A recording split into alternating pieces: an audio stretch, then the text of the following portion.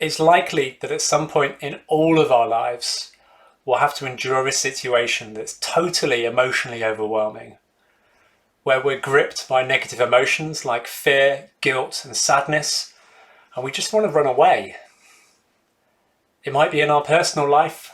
For instance, our house might be being torn apart for renovations. Or it could be in our professional life, like the incredibly difficult times that surround corporate restructuring. But whatever it is, we probably all want to survive with as many of our emotions as possible intact. And even better, we probably want to be as competent as possible during these times so we can practice good judgment. And to do this, we're going to have to demonstrate a very high level of emotional resilience. Now, I've had perhaps the misfortune of having been through several of these experiences already myself in my life. And I'd love to share with you three things that have really helped me in each of those cases. Before I do that though, I'd like to say that it's not all bad. Times of struggle are also times of great learning. And through the experiences I've had, I learned a great deal about myself, and I'm definitely a stronger and more resilient person as a result. So I'd encourage you to, if you can, see these situations as the opportunities that they are. And now let me share with you those three things. The first thing is purpose.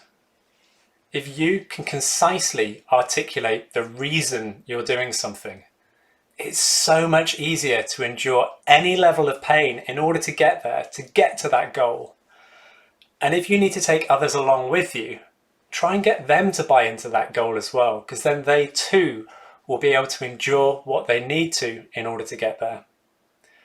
To take the renovation example I mentioned earlier, you're probably doing this so that you and your family can have a better life, a happier life, and that's an incredibly admirable thing to do.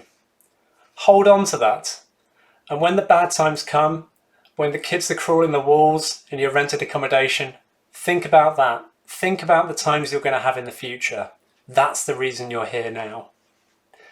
So that's the first thing, purpose. The second thing is framing. We all have a large emotional range, even those of us who sometimes don't show it. And it's very easy to sometimes use an extreme of that emotional range where it's not required.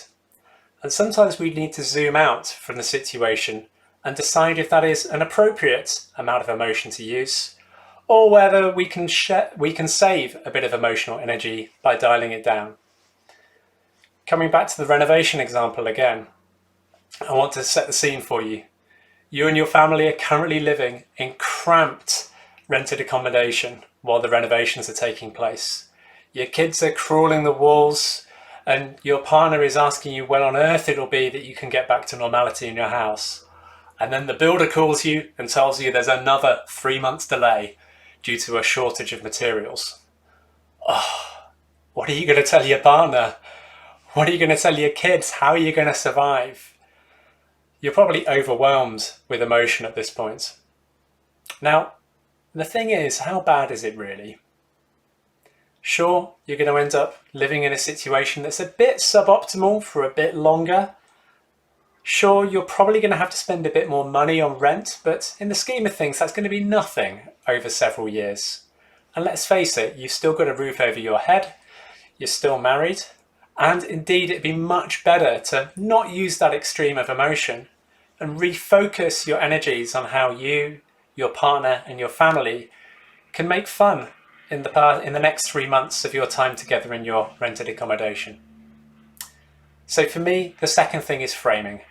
Is it really worth using an extreme of emotion? And the third and final thing that's really helped me is coping strategies. If there's something that's taking a lot of time in your life that's predominantly negative, it's so important to have other things in your life that are entirely positive. It might be a hobby, it might be family and friends, it could even be work. But whatever it is, make sure it's there and make sure you spend your time enjoying it and decompressing from this large negativity in your life. It will make you so much better set up to be competent during those times. One of the things I love about friends and family in this particular category is that they serve two possible purposes. One of them is someone you can share things with, you can unload. They can help you reframe. They can help tell you what the purpose is that you told them several months ago.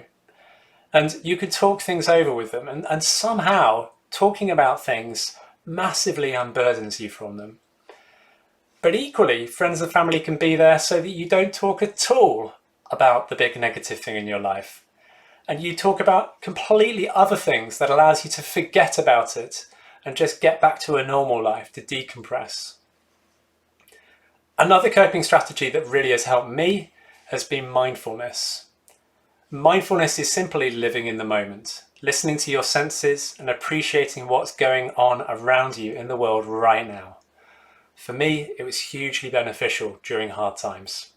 And if it's something you're interested in too, I encourage you to take it up right now. It's not something that's easy just to turn on when hard times turn up. So get started now, become an expert, and then it will be in your toolbox for when you need it. So those are the three things: purpose, framing, and coping strategies.